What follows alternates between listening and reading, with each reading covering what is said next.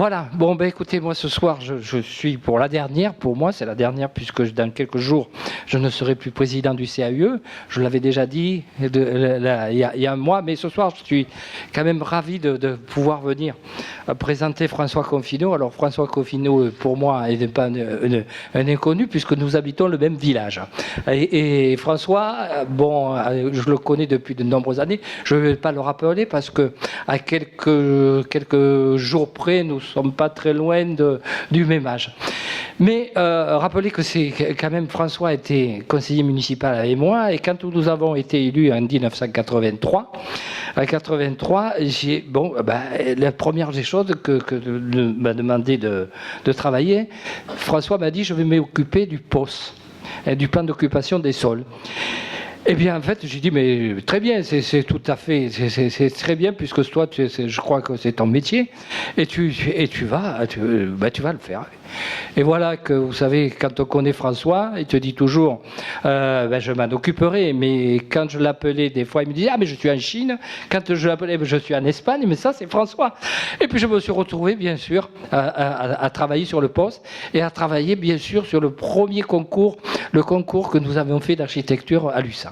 Alors voilà, c'est lui qui m'a mis un petit peu qui m'a mis un petit peu l'envie de travailler dans l'urbanisme, puisque après pendant très nombreuses années, j'ai travaillé à l'OPDHLM du Gard, et puis ensuite, bien sûr, j'ai travaillé toujours au CAUE.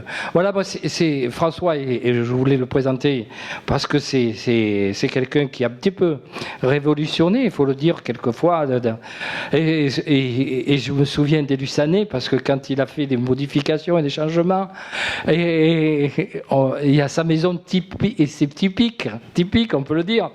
Et quelquefois, je dis ça en me plaisantant, mais il me connaît bien. Je dis, François, on dit, ah, mais ça, c'est, quand c'est construit, c'est le type à François Confinot. Ce que disent certains Luçanais. Mais au-delà de tout son travail qu'il a fait, parce que moi, je pense que quand je lisais l'article du Midi Libre qui le compare à Nouvelle, eh bien, je suis ravi que François, tu aies fait ce chemin. Et je te souhaite, bon, je ne vais pas être très long, mais je voulais dire que c'est pour moi la fierté de te présenter, la fierté que tu sois Luçanais aussi, parce que quand on parle de François Confinot, à travers Lucin, à travers François Confinot, il y a Lucin. Bien sûr, j'associerai son épouse, parce qui est arrivée dans mon village il y a de nombreuses années aussi, parce que je crois que, je le disais à François en aparté, je crois que tu avais 18 ans et demi, que tu m'avais dit quand tu es arrivé à Lucin. Alors c'était bon souvenir. Voilà, j'espère avoir Anne-Marie représentera mieux que moi encore François, mais merci à tous d'être présents, et puis je crois que ça restera pour moi un très bon souvenir, puisque comme je vous avais annoncé, ça c'est ma dernière, et puis à bientôt aussi. Merci à tous. Merci Yvon. Déjà, c'est la 3e conférence de notre 12e cycle de conférences. Ça doit faire à peu près 70. Et nous vous remercions de votre fidélité, de votre présence fidèle. Donc François Confinot, vous avez fait vos études à l'école polytechnique de Zurich. Vous êtes né en Suisse. Et vous êtes parti à 26 ans à New York pour désapprendre l'architecture, dites-vous, dans la biographie qui est très amusante, qui est sur votre site internet. Et alors, ce qui est amusant, c'est qu'un an après, à 27 ans, vous enseignez à l'université de Columbia, donc à New York, tout ce que vous avez désappris. Donc, c'est déjà un beau parcours. Je ne vais pas énumérer tout ce que vous avez fait parce que vous allez nous montrer des images et ce sera, nous les présenter. Mais à 32 ans, on vous sollicite pour l'exposition inaugurale du Centre Pompidou. Donc c'est quand même assez étonnant quand on lit tout ça. Vous allez réaliser l'exposition Archéologie de la ville en 1977. Donc. Et vous vous installez à l'âge de 33 ans, hein, 33 ans, c'est un très bel âge, à Luçon, dans ce hameau où vous allez construire à partir d'une ruine votre agence. Et je crois que le projet avait été présenté dans les albums de la jeune architecture, ou je ne sais plus, il avait été à l'époque publié. Il y a des choses comme ça qui sont passées. Voilà, c'est du grand passé. Mais c'était très innovant à l'époque et dans ce secteur-là. Un peu trop. Un peu trop. Les professionnels avaient apprécié, en tout cas. Ensuite, alors, à partir de 84, vous êtes en association avec Jean-Pierre Duval, donc un architecte nîmois. Vous avez réalisé de nombreuses gares de péage pour des autoroutes. Mais c'est vraiment, je crois, à partir de 87, et avec cette grande exposition itinérante que vous réalisez à la Grande Halle de la Villette, Cité Ciné, que va se dessiner le profil de toute la suite de votre parcours professionnel. Donc vous allez présenter une ville éphémère et illusoire, et cette exposition rencontre un succès vraiment très important, et qui va ensuite vous faire glisser vers la scénographie et la muséographie. Donc là, il y a d'innombrables concours, évidemment, comme pour tous les architectes, notamment celui pour Séville en 92 pour le pavillon français, pour voilà. Le pavillon de la découverte, oui. Oui, parce que pour le pavillon français, vous avez concouru, mais voilà. Bon, alors en 92, le pavillon des découvertes. Puis, donc, vous fondez en 96 Confino & Co, avec votre fils Raphaël. Donc, au début de la biographie, vous dites que vos enfants ne seront jamais architectes, mais finalement, on voit qu'on ne peut rien y faire, hein, c'est dans les gènes. Et vous allez réaliser donc des quantités, on va le voir, hein, là je pense, hein, vous allez réaliser des expositions itinérantes autour du cinéma notamment, donc à Tokyo, un voyage au pays des merveilles, et là on sent que vous commencez à vous amuser, hein, parce que ça c'est quelque chose qui ressort quand on va sur votre site internet, enfin un architecte qui s'amuse, parce que le contexte est... Ah ouais. C'est pas gentil pour les autres. Ben non, mais c'est le contexte qui veut ça. Donc, de très nombreuses commandes vont s'accumuler. Hein, le Musée national du cinéma de Turin, le pavillon Audi, Micropolis, le temps vite. Hein, et le temps qui va vous manquer, on le sent bientôt. Des spectacles. Alors là, vous allez aussi vous lancer dans des spectacles comme Pavillon de l'Utopie en 98 à Lisbonne. Et puis une série d'expositions temporaires, de scénographie. Donc voilà, le pavillon Audi, Espace Atlantique, Micropolis. Enfin, c'est absolument impressionnant de lire tout cela. Et cela fait que tout d'un coup, l'agence devient trop grande. Et quand on a une agence trop importante, on est plus pris par tout ce qui est gestion que par la créativité et le côté le plus amusant, justement. Donc vous allez décider de réduire votre agence, hein, de repartir sur de nouvelles bases. Et ensuite, donc, vous continuez sur cette lancée et les innombrables études de scénographie que vous allez nous présenter. Donc là, j'arrête parce que c'est vraiment intéressant que ce soit vous qui nous montriez à travers des images toute cette production, mais en tout cas c'est un foisonnement de projets et d'une dimension internationale, et vraiment on vous remercie vivement d'avoir répondu à notre invitation. Merci beaucoup. Merci à vous. Bonsoir. Donc je vais commencer, je vais faire une présentation en 3 volets. Le premier volet, on ne verra pas de projet que j'ai fait. On va tourner autour du métier de scénographe et surtout du regard du scénographe, de sa manière de s'inspirer, de choses qui vont autour de lui. C'est un petit peu une nouveauté, j'avais jamais fait ça, je vais peut-être me casser la gueule, mais on va faire ça ensemble. Là, le deuxième volet, c'est l'histoire de mes projets jusque, disons-nous, autour de l'an 2000-2005. Et ensuite, ce sont beaucoup plus les projets récents. Donc, pour vous dire en 2 mots ce que j'éprouve par rapport au métier de scénographe, alors que jusque dans les années 80, je n'avais fait essentiellement que de l'architecture, c'est un métier qui nous ramène constamment à l'université.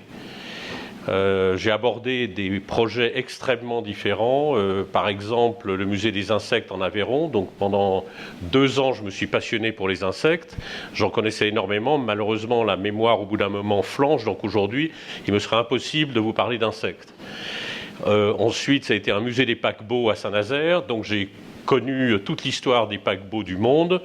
Aujourd'hui, je suis incapable de vous parler des paquebots. Aujourd'hui, je suis capable de vous parler de Charlie Chaplin, dont je vous montrerai les premières images tout à l'heure.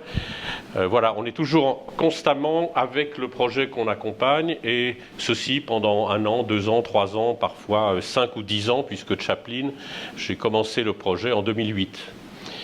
Je reviens sur l'importance du regard du scénographe, de l'inspiration qui est quotidienne. Alors soit en lisant des journaux, en regardant la télé, en regardant des films. À la maison, j'ai 3000 titres, ce qui fait hurler ma femme parce que ça prend une place absolument folle dans la maison. Ensuite, on voyage, on a beaucoup voyagé avec Catherine, et chaque fois, je prends beaucoup de photos. Parfois, on est totalement émerveillé par ce qu'on découvre. C'est un peu ça que j'aimerais vous faire découvrir, et on va commencer le diaporama tout de suite.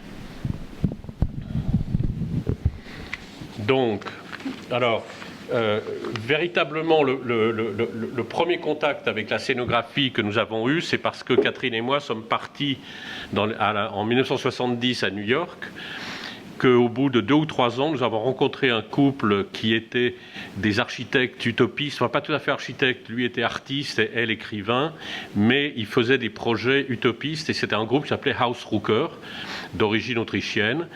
On s'est beaucoup plu et on s'est associés immédiatement. Et ensuite, on ne sait pas très bien comment c'est arrivé, et ça a été notre premier projet de scénographie, le Centre Pompidou nous a demandé de faire l'exposition inaugurale Archéologie de la ville en 1977. Voilà, ça a été notre premier contact.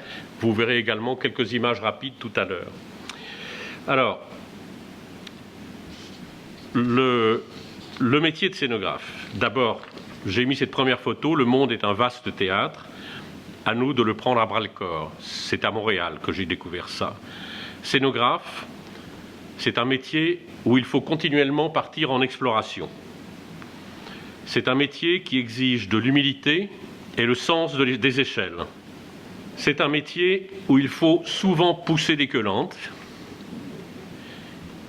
C'est un métier où on lève souvent les yeux au ciel. C'est un métier où l'humour est indispensable. Et il faut savoir qui rit dans la salle. C'est un métier qui n'est pas une vache à lait. C'est un métier qui touche souvent à une certaine abstraction. C'est un métier qui peut avoir des côtés très piquants. C'est un métier où on s'interroge souvent sur les intentions. C'est un métier qui exige, comme tous les métiers, beaucoup de paperasse, même si on essaye de passer à côté. C'est un métier que l'on aime, même si le parcours est parfois caillouteux et que l'on reste parfois sur le carreau. C'est un métier où l'on travaille en 2D et 3D. C'est un métier où l'objet le plus anonyme peut devenir une source de découverte. Et là, on va s'arrêter un tout petit moment. L'année dernière, en août, nous étions avec Catherine en Islande et nous avons vu des très très beaux paysages, puis on cherchait un coin pour s'abriter un petit peu, pour pique-niquer. Et on a vu ce cabanon, et Catherine en a été inspirée immédiatement. Et j'ai commencé à l'accompagner, et nous avons fait le tour, et on a passé 3 heures à prendre des photos, que voici. C'est l'usure du temps, c'est des tableaux abstraits, c'est le vent. Voilà, je vous passe toutes ces photos.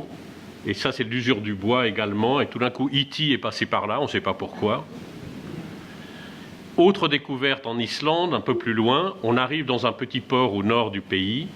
Et là, une multitude de couleurs. C'était vraiment un endroit extraordinaire. Et on ne sait pas très bien qu'est-ce qui s'est passé, comment les ouvriers qui ont travaillé là ont commencé à travailler du pinceau. Mais voici quelques images de la découverte de ce port, également multicolore.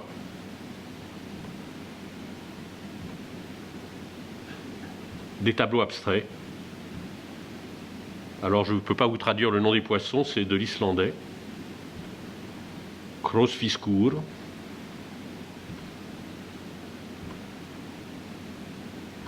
Donc tout ça, c'est pour vous dire un petit peu comment, de notre point de vue, on regarde les choses, on regarde le monde. Il y a parfois des sortes d'affiliations extraordinaires entre les montagnes et des sacs de plastique vulgaires.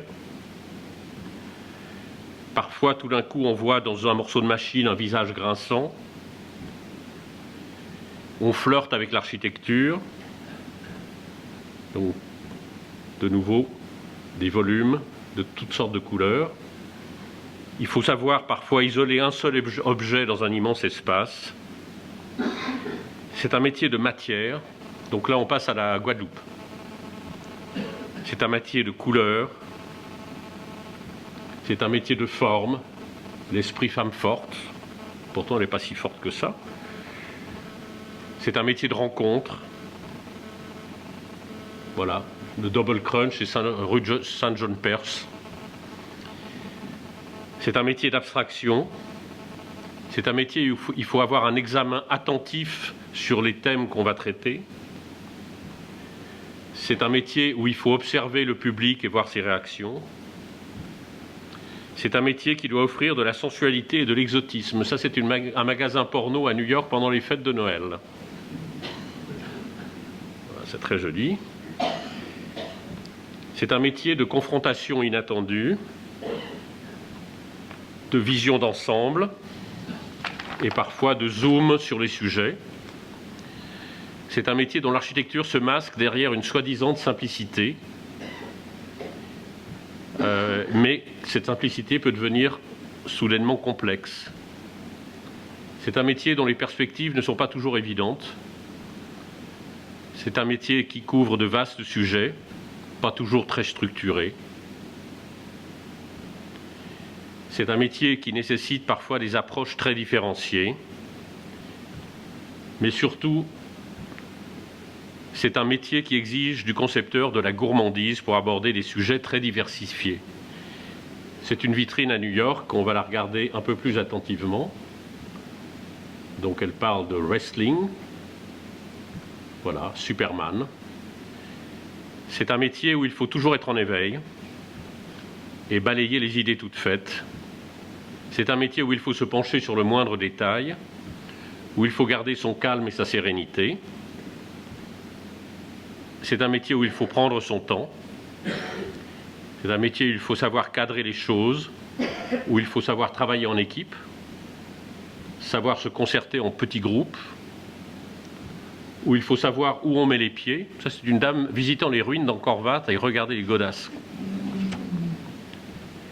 C'est un métier où il faut parfois faire des coups de cochon, mais qui sait s'appuyer sur de bonnes structures et dont les racines sont intéressantes, car on y découvre du beau monde. Voilà.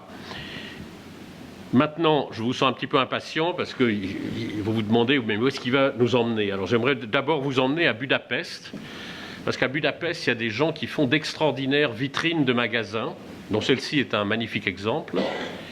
Et je vais vous montrer plusieurs exemples pour que vous ayez quasiment une indigestion pour essayer de comprendre cet art de la vitrine en Hongrie.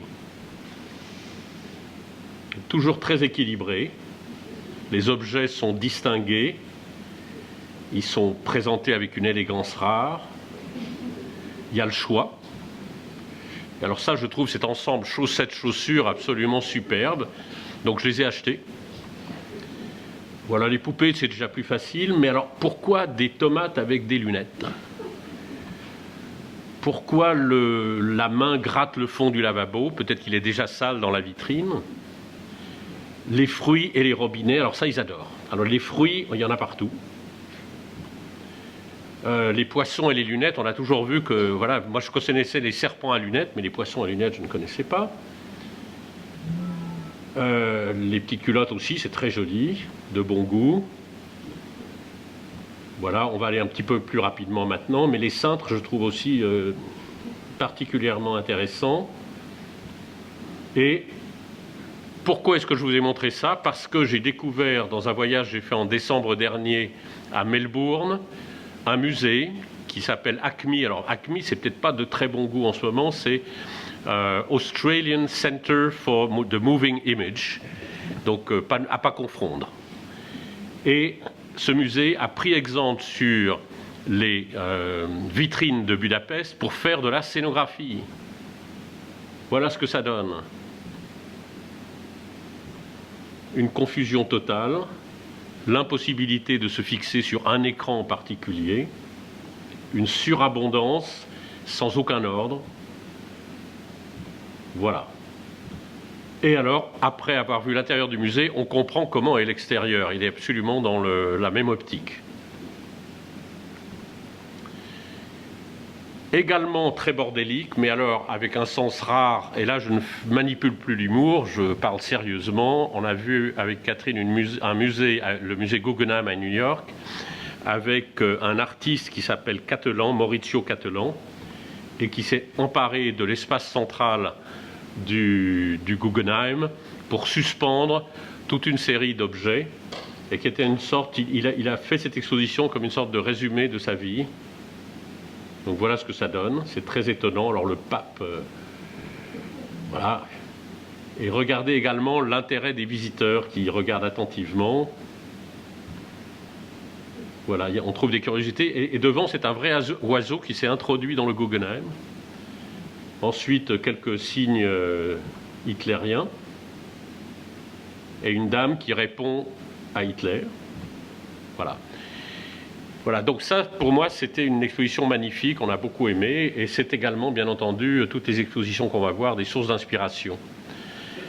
Récemment, nous avons une chance inouïe, c'est de pouvoir aller visiter l'atelier de Anselm Kiefer, qui est pour moi un des plus grands artistes au monde, et qui s'était installé à Barjac, et mais il a clôturé les 30 hectares de sa propriété, dans laquelle il a construit des choses absolument innombrables que je vais vous faire découvrir. Et comme il a clôturé, les chasseurs leur ont tiré dessus et sa femme a eu très peur. Donc maintenant, ils se sont achetés un hangar de 30 000 m² au sud de Paris. Et le parc de Barjac sert essentiellement à présenter des œuvres aux marchands du monde entier qui viennent chaque année. Je ne sais pas quand exactement.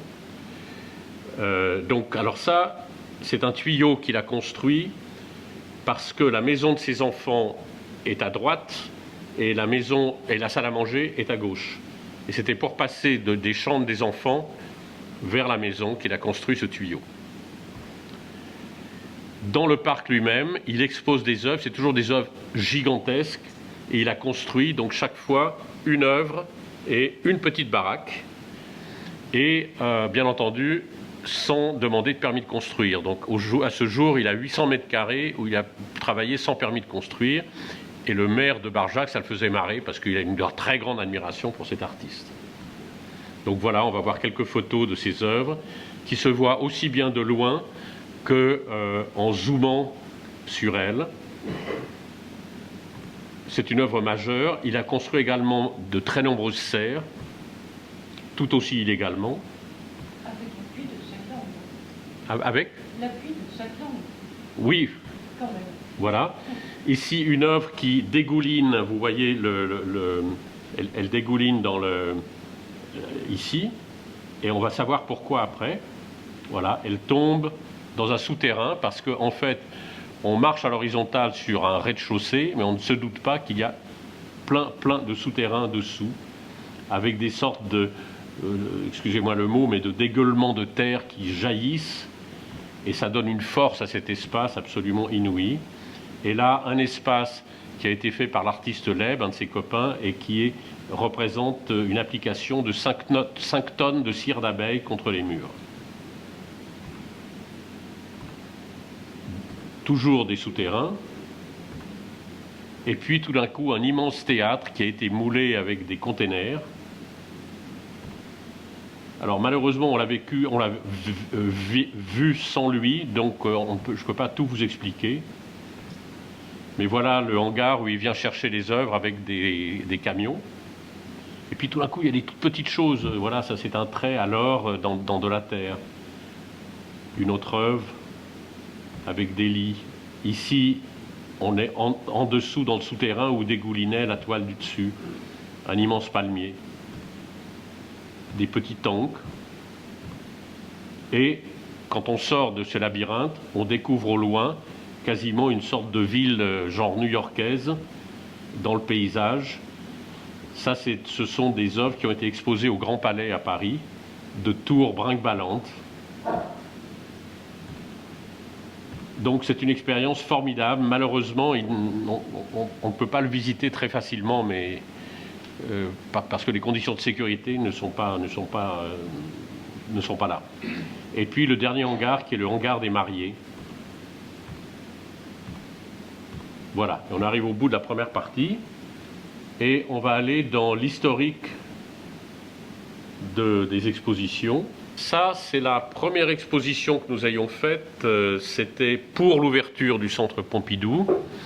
Et l'idée à l'époque était qu'au milieu du centre, dans le forum qui n'existe d'ailleurs plus, on trouve une personne récalcitrante qui aurait voulu garder, interdire au Centre Pompidou de le déménager. C'était un petit bistrot qui se trouvait là. Et on bâtissait toute une histoire là autour. Pour toutes sortes de raisons, le projet ne s'est pas fait comme ça. Il a beaucoup évolué, avec un côté beaucoup plus abstrait, artistique, et des vitrines. Le thème était archéologie de la ville. Et on retrouvait dans un musée de l'an 2000, non, dans l'an 3000, pardon, des objets d'aujourd'hui, mais sacralisés. Alors, juste une petite anecdote, parce que en même temps, ces objets étaient des extensions du corps humain. Donc, on avait par exemple des godasses, on avait des sacs à main, on avait même des pilules, parce que c'est quelque part une extension du corps humain.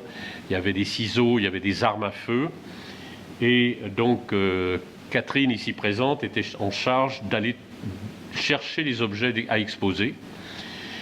Et parmi les chaussures qu'on voulait présenter, extension du corps humain, on voulait également des chaussures un petit peu étranges. Et donc, on voulait des chaussures de nains. Et à l'époque, il y avait un acteur qui s'appelait Pierral. Et Catherine est allée le voir. Je m'excuse, je raconte l'histoire à ta place, mais... et Pierral lui a dit, écoutez, moi, c'est terrible de vous prêter une paire de chaussures parce que j'en ai que deux. C'est la chose la plus douloureuse pour moi à aller acheter parce que je dois aller dans le rayon des gamins. C'est très humiliant.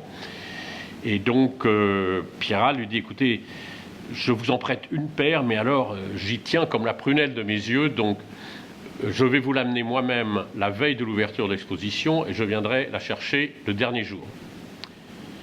Tout à fait d'accord, voilà. Et donc, Pierral se pointe au Centre Pompidou, qui allait ouvrir le lendemain, et au lieu de monter à notre étage, il monte voir Pontus Sulten, qui était en charge des galeries d'art contemporain.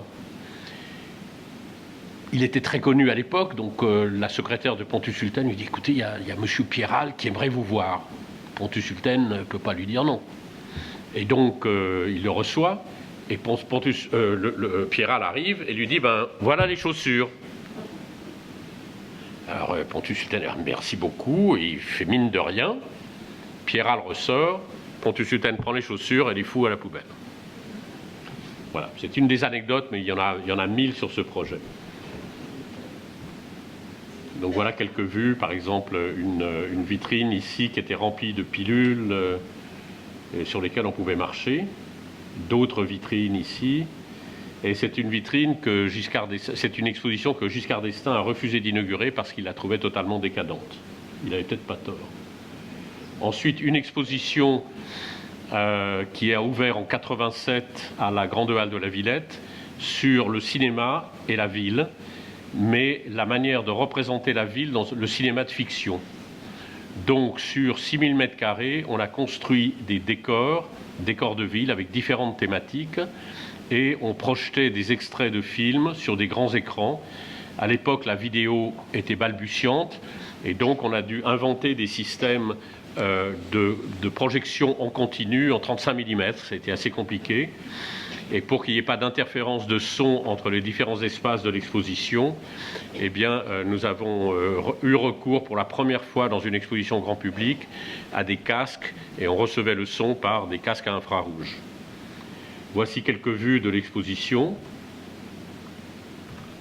Il y a eu plusieurs versions. On est parti, ça c'est une partie de l'exposition qui est allée à Montréal, on est allé à Gand en Belgique, on est allé au Japon. Vous verrez la version japonaise un petit peu plus tard. Et ce qu'on avait fait également pour la première fois, c'est qu'on a intégré des restaurants dans l'exposition, ce qui fait que les gens passaient 5, 6, 7 heures à voir des films, à aller se restaurer. Il y avait même un endroit où on pouvait danser. Et donc, on a eu un succès insoupçonné, puisque à Paris, ça a fait 450 000 visiteurs en 3 mois et qu'on a dû malheureusement fermer parce que la Grande Halle était réservée pour d'autres expositions après. Et à la fin, on ouvrait jusqu'à 5 heures du matin. C'était là aussi totalement innovant. C'est la première fois qu'on ouvrait des expositions au grand public jusqu'à 5 heures du matin. Ça, c'est le thème de la voiture dans la ville, le thème de la fête dans la ville avec les demoiselles de Rochefort, le thème des toits de la ville. Et là, on est dans le bâtiment où on l'a construite à Montréal et on est vraiment à 11 mètres au-dessus avec la vue dans le vide. Ici, vous aviez la projection qui était de l'autre côté. Alors, ensuite, après Cité Ciné, on a commencé à avoir un certain succès et on est venu nous proposer beaucoup de projets. C'est une période où on a fait très peu de concours. On a eu beaucoup de chance. Donc la SNCF est venue nous demander de faire un train du cinéma. Et donc, excusez-moi, un train des transports. Et voilà. Ici, vous avez le dessin préliminaire. Et ici, vous êtes dans un wagon de chemin de fer. Et l'illusion est procurée par les miroirs qui sont de part et d'autre et qui multiplient à l'infini avec des demi-voitures qu'on avait découpées, ce qui fait qu'on avait l'impression d'entrer dans un immense parking. De même, dans le même train, on avait le thème des voyages vers la Lune et on a construit un cylindre qui, dans le wagon de chemin de fer, tournait sur lui-même. Les gens passaient sur cette petite passerelle qui n'est pas encore terminée. Là, c'est des vues de la construction. Et ce qui donnait une espèce de sensation vertigineuse. Plus tard, la SNCF nous a demandé un autre train pour l'inauguration des Jeux d'Albertville. Et on a construit un télésiège dans un wagon de chemin de fer pour transporter les gens et qu'ils découvrent les différents sites d'Albertville. Ensuite, avec Jean-Pierre Duval, on a fait le concours pour le pavillon français à Séville, l'Expo universelle de 92. On a gagné le concours avec un projet qui, heureusement, on n'aurait jamais pu faire. On ne savait pas comment le construire, parce que projeté sur des lames de verre en plein jour, on avait été un petit peu trop loin dans la proposition. Et Mitterrand a choisi le deuxième projet au lieu du premier, et on a fait ouf. Et on a construit un autre projet pour les Espagnols, pour le gouvernement espagnol, qui était sur l'histoire des découvertes. Donc ce pavillon était énorme, il faisait 15 000 m², c'était le pavillon central de l'expo, puisque l'exposition de Séville était sur le thème de la découverte. Et tout ça, c'est les dessins préliminaires, donc je vous les montre rapidement. Et puis, ici, notamment pour la découverte du ciel et des planètes lointaines et des étoiles lointaines, on avait construit une sphère, on voulait construire une sphère armillaire, ce qu'on appelle une sphère armillaire, pour reconstituer le mouvement des planètes. Donc cette sphère avait 8 mètres de diamètre, elle a été construite, et ça c'est la dernière photo du pavillon, puisque le lendemain où j'ai pris cette photo, le pavillon a intégralement brûlé en avril 92 avec l'ouverture de l'expo en mai. Et malheureusement, voilà, Jean-Pierre et moi avons eu une expérience très douloureuse. Un ami m'avait même dit « Bienvenue dans le show business », qui était une plaisanterie un petit peu facile. Ça, c'est une petite exposition au centre des Frères Lumière à Lyon pour fêter le 100e anniversaire de l'invention du cinéma. Et ce qu'on a fait, c'est qu'on a construit une sorte de sculpture avec toutes les inventions ayant permis de créer le projecteur de cinéma. On avait également le fusil de Marais, avec lequel il a fait ses photos. Voilà, je passe rapidement. Ensuite, un musée de l'humour à Montréal. Donc, ça c'était pour le groupe Roson qui organise chaque année le festival Juste pour rire. Et donc, il fallait que le musée, bien entendu, soit au 2e, 3e, 4e degré. Et à un moment donné, le patron du projet, Gilbert Rozon, m'a convoqué dans son bureau et m'a dit que je dépensais beaucoup trop d'argent. Et donc, j'ai coupé la salle de cinéma en travers, en diagonale, et j'ai écrit « coupe budgétaire » au milieu, mais le fait de devoir couper une salle de cinéma en travers a coûté beaucoup plus cher que le budget initial. Il y avait également un endroit où on avait des casques à infrarouge et on pouvait recevoir, c'était un échiquier, et suivant si on se déplaçait sur les cases noires ou les cases blanches, on recevait des petites histoires racontées par Woody Allen ou par Coluche. Et c'est pour vous montrer que la technique est très très importante dans le métier que je pratique aujourd'hui. Il faut qu'elle soit présente, mais il faut qu'elle soit invisible. Donc on essaie d'être le plus discret possible dans les techniques qu'on utilise, mais on utilise vraiment les dernières techniques. Quelques autres photos. Et là, on arrive à la Grande Halle de la Villette, une grande exposition sur le sport. Mais je passe les photos relativement rapidement. Et un genre tout à fait différent, en 1994, j'ai gagné un concours pour les cinquantenaires de la libération de Paris. Et à l'époque, c'était Chirac qui était le maire de Paris et qui voulait un spectacle le plus impressionnant possible. Donc on a fait un spectacle qui commençait à la Grande Halle, à la Porte d'Orléans. Et on avait 1500 figurants, 500 acteurs, et ces gens-là faisaient comment dire, c'est un petit peu difficile à expliquer, dans la rue. Ils étaient d'abord porteurs de leur propre lumière, puisque sur 4 km, on ne pouvait pas installer des lumières théâtrales. Ils étaient porteurs de leur propre son, et en même temps, ils jouaient sur 100 mètres une partie de la pièce de théâtre, et ceux qui venaient après jouaient la suite, et la suite, et la suite. Donc une organisation extrêmement difficile. Ici, vous voyez quelques-uns des figurants qui vont partir. Et on arrivait à la fin devant l'hôtel de ville de Paris, avec le défilé de tous les noms des gens qui étaient morts dans les quelques jours avant la libération définitive de Paris. Et là, on voit quelques défilés, bien entendu les fameuses Citroën des FFI, et beaucoup de mouvements. Et à l'époque, on avait eu recours aux plus gros projecteurs de projection vidéo qui existaient sur le marché pour faire une image de 40 mètres de large devant l'hôtel de ville. Et ce que vous voyez là, le drapeau français, c'est une de mes collaboratrices qui l'a dessiné sur un petit bout de papier comme ça. Et c'était vraiment magnifique. Voilà, on voit mieux ici avec... voilà. Ensuite, une autre version de Cité Ciné en 96 à la Défense, à Paris, sur le thème du futur,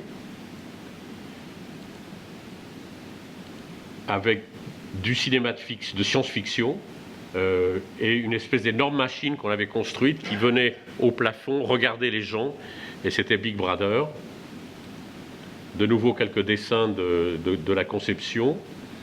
Un endroit sur les grandes explosions du futur. Et ce sont des techniques, en fait, enfin nous on est un peu spécialisés dans ce qu'on pourrait appeler une immersion totale du visiteur dans la thématique que nous lui proposons. Et à la fin, l'idée d'aller dans la science-fiction, c'était que chacun devienne lui-même une image. Et donc, les gens recevaient des toches blanches et on projetait sur eux des images sur un sol totalement mou et beaucoup de gens s'endormaient. C'était un petit peu difficile à gérer. Alors ça, c'est un projet de très très mauvais goût aujourd'hui, mais c'était avant les Twin Towers et c'est une exposition sur l'aviation civile à Montréal avec l'avion qui traverse vraiment le bâtiment. À l'intérieur, une découverte de toute l'histoire, à commencer par Icare, des pionniers qui ont voulu inventer l'avion. Et toujours des techniques très immersives. Ici, par exemple, l'écran que vous voyez, il avait 11 mètres de large. On se trouvait vraiment sur la piste, donc c'était une sensation qui est quand même un peu dangereuse à essayer d'éprouver aujourd'hui. Et puis, l'exposition se terminait entre les rapports entre Jules Verne et la NASA. Un grand raccourci dans l'histoire. Cinéma Avenue au Japon, c'est 96, c'est le gouvernement japonais qui voulait créer une exposition universelle sur les villes. Et puis un nouveau maire a été élu qui a annulé toute opération et le seul projet qui a été rattrapé, c'était un projet sur le cinéma parce que le maire était un ancien acteur de cinéma. Et donc on a créé Cinéma Avenue au Japon. Donc voilà, de nouveau quelques images avec des décors, un poste de police plus vrai que nature, l'arrivée du métro mais qui s'est un petit peu écarté de sa voie, et toujours tout ça illustré par des extraits de films de fiction. Ensuite, c'est le spectacle de Lisbonne qu'on a évoqué tout à l'heure. Donc Lisbonne 98, c'est une exposition universelle de 2e catégorie. Et nous avons gagné un concours avec Philippe Gentil, qui est un metteur en scène, et avec qui nous avons voulu raconter l'histoire des rapports entre les utopies et les océans. Toutes les histoires qui racontent les océans, mais à travers les utopies. Donc on avait une scène absolument gigantesque de à peu près 50 mètres de large, 30 mètres de haut, avec des effets spéciaux assez complexes. Donc construction d'une baignoire dans laquelle les dieux arrivaient. Enfin bon, c'est un petit peu difficile aujourd'hui de vous raconter l'histoire. Un dragon qui venait manger les acteurs et des grandes projections gigantesques avec notamment la Statue de la Liberté qui se gonflait instantanément. Voilà, ça c'était une des déesses qui, on racontait que l'histoire c'était que la déesse avait vomi la mer, c'est comme ça que la mer avait été créée. Ici, le dragon qui essaie de manger un acteur. Ici, Philippe Gentil lui-même, regardant un peu sceptique la bouche du dragon. Et toujours beaucoup d'effets spéciaux. Et puis, dans un genre totalement différent, les maisons Satie, sur lequel Catherine et moi avons travaillé ensemble. C'est un petit projet d'à peu près 450 mètres carrés. C'était pour raconter l'histoire d'Éric Satie, qui est né dans... Alors, pourquoi les maisons au pluriel ? C'est parce qu'il y avait 2 maisons et on n'a jamais su dans quelle maison il était né. Et c'est Nicolas Sédou de la Gaumont qui a acheté les 2 maisons pour rendre hommage à sa mère qui adorait Éric Satie. C'est comme ça que l'histoire est née. Et on a fait un petit musée, mais on n'avait aucun objet ayant appartenu à Satie, aucun dessin d'origine, il dessinait beaucoup, aucune partition. Donc en fait, on a fait vraiment un musée de musique. Et ici, bien entendu, hommage au musée, aux morceaux en forme de poire. À sa mort, quand on a découvert Satie à sa mort, on a découvert un appartement dans un capharnaüm absolument épouvantable. C'est un peu ce qu'on a voulu représenter dans ce décor. Il avait même, par exemple, il jouait jamais du piano chez lui parce qu'il avait 2 pianos droits qu'il avait mis l'un sur l'autre et il les avait attachés ensemble. Et dans un des pianos, on a trouvé une centaine de lettres de Cocteau qui n'avaient jamais été ouvertes. Et lui, dès qu'il recevait une lettre de Cocteau, il la mettait dans son piano. Par contre, il répondait à Cocteau, qui avait l'impression qu'il répondait par rapport à la lettre. Donc une histoire tout à fait extraordinaire. Ici, un espace dans lequel on a également fait recours à de la technique. Donc, Éric Satie a écrit aussi bien de la musique pour cabaret que de la musique religieuse. Et il avait d'ailleurs fondé, je crois, une secte dont il était le seul membre. Donc, ici, à droite, vous avez la partie religieuse. Ici, à gauche, vous avez le cabaret. Et ensuite, on faisait couler un filet de vin pour séparer la pièce en 2. Et quand on passait sur ce filet de vin, grâce aux écouteurs à infrarouge, on passait de la musique religieuse à la musique de cabaret et vice-versa. Quelques hommages d'artistes à Éric Satie, un endroit où les pianistes du monde entier pouvaient venir enregistrer des morceaux sur un piano Yamaha. Autre aventure, et ça c'est en l'an 2000, c'est la réouverture du Centre Pompidou après 2 ans de travaux, et donc une exposition qui s'est appelée Le Temps Vite, et qui était pour nous une approche très différente parce que il fallait montrer des œuvres d'art, ce qu'on n'avait pas fait très souvent dans le passé, et avoir un certain respect pour que ces œuvres soient présentées le mieux possible. Donc ça, c'est quelques images de cette exposition. Je vais un petit peu plus rapidement parce que je vois que le temps court. Donc, un travail également très différent, c'est un travail beaucoup plus commercial. Le groupe Volkswagen, dont fait partie Audi, a ouvert au nord de l'Allemagne un immense parc d'attractions sur l'automobile dans lequel chacune des marques sont représentées. Donc nous avons été invités par le patron d'Audi à faire une proposition. Et la première conversation qu'on a eue avec le patron d'Audi, c'est surtout, vous ne montrez aucune voiture. Je veux que vous montriez l'esprit de la marque et pas les voitures, parce qu'on peut en voir dans tous les showrooms. Donc on a inventé l'histoire d'un sculpteur, Max, qui ici a sculpté le petit modèle de voiture de sport Audi TT. Et donc on a fait sculpter le modèle en bois massif par un sculpteur qui habite pas loin d'ici. Et on arrive dans son atelier. Donc, et l'esprit Audi, c'est qu'il est entouré d'aluminium, donc métal léger. Ensuite, on arrive dans son loft à côté, et c'est d'un très bon goût, très clair.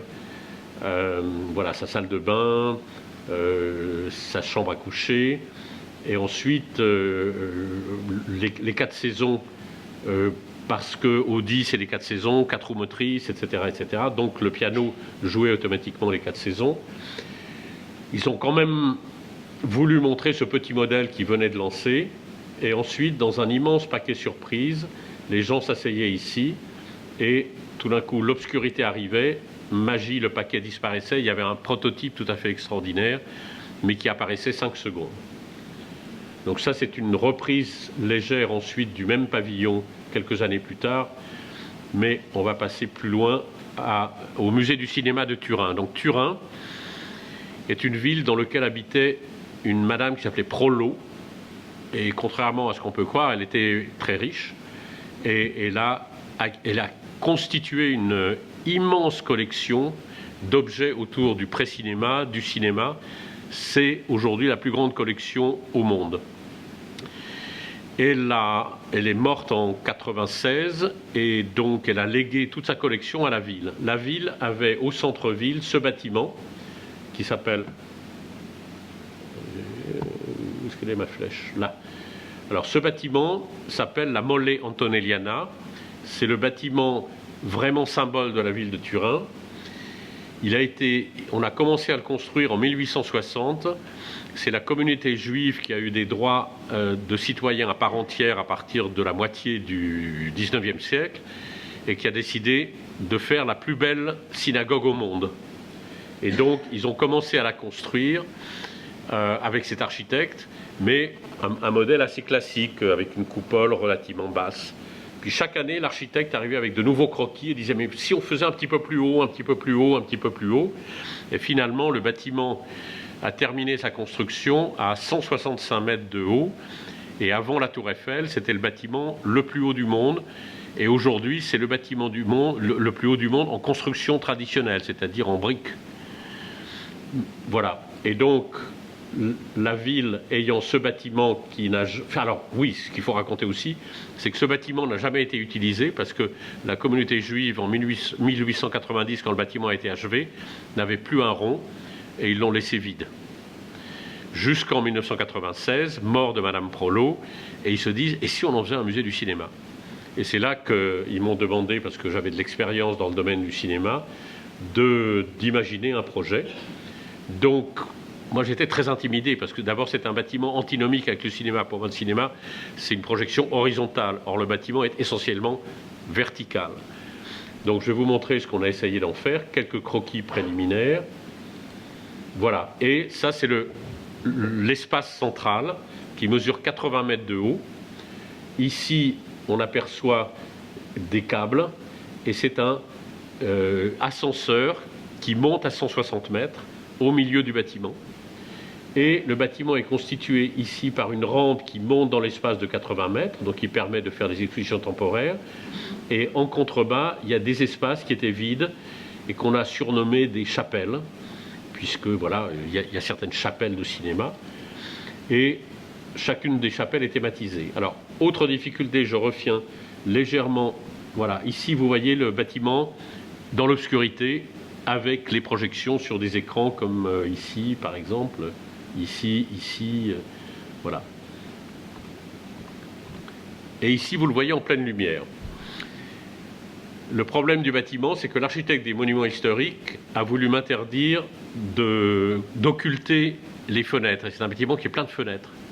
Et on a discuté pendant 6 mois, et moi j'étais appuyé par la ville, heureusement, mais lui était très têtu. Et à un moment donné, je lui ai dit, écoutez, on va faire un compromis. Je vous propose de mettre des stores à toutes les fenêtres, mais 1 fois par heure, l'intégralité de tous les stores se lève pendant 1 minute. Comme ça, vous aurez votre lumière du jour, et ça se referme de nouveau, et on recommence les projections des films. Et on s'est mis d'accord. Ça a coûté quand même 2 millions d'euros de plus, mais au moins on a pu ouvrir le cinéma ensuite. Voilà. Et les gens ont également sur la grande coupole des projections, donc on a créé des sortes de chaises longues avec des haut-parleurs pour que les gens puissent regarder comme ça les projections dans la grande coupole, y compris cette statue qui regarde les projections. Voilà donc ce qu'on appelait des chapelles. Donc chaque fois on entre sur des thématiques. Là, cette thématique c'est sur l'absurde, donc il y a beaucoup de références à du cinéma absurde. Ça c'est une chapelle sur l'expressionnisme allemand. Ça, c'est une chapelle sur tous les films qui utilisent des effets de miroir. Et ces chapelles sont changées régulièrement, ce qui permet de renouveler le public. Le public, je dois dire, est très enthousiaste sur ce projet. Et nous avons en moyenne, dans une ville de 800 000 habitants, entre 500 et 600 000 visiteurs par an. Bien sûr, beaucoup de tourisme. Cinéma expérimental, voilà, tout ça, c'est des petites vues. Le restaurant lui-même du musée du cinéma, nous avons fait des sortes de tables d'hôtes avec chaque fois des moniteurs de télévision. Et l'idée initiale, c'était que les gens, le public pouvait commander son assiette. Donc, les plats apparaissent en grandeur nature sur le moniteur de télévision. Et le plat est servi ensuite dans une assiette transparente. Et au fur et à mesure que vous mangez, vous retrouvez votre plat en image au fond de l'assiette. Malheureusement, le restaurateur était un peu paresseux, n'a pas suivi nos instructions. Une petite exposition temporaire à Los Angeles sur les rapports entre la ville de Los Angeles et la nature. Donc ça, c'était parce que j'ai reçu la mission en 2003 ou 2004, je ne me souviens plus, de faire ce qu'on appelle le master plan pour la réorganisation du musée. 65 000 m² d'exposition, c'est absolument gigantesque. Et entre-temps, on a fait des expositions temporaires sur différents thèmes. Et notamment le thème, par exemple, de la nature. Alors le rapport, par exemple, à Hollywood, entre les maisons superbes de Hollywood et la nature, c'est que les coyotes viennent bouffer les chats au-dessus des piscines.